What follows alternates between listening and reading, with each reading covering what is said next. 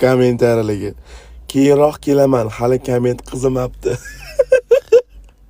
Hamma ayb o'zimda. Yarim kechasi Instagramga kirmasligim kerak edi. Mehribon ona va uning qizi. Izdichani o'g'li bo'ladi, normalniy. Men bunga o'ldim. Iftordan keyin komment yozaman.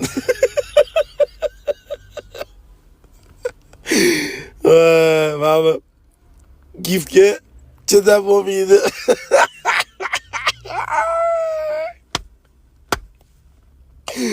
Imonli qiz ekan, ko'zini yerdan uzmadi. Ikkinchi gif.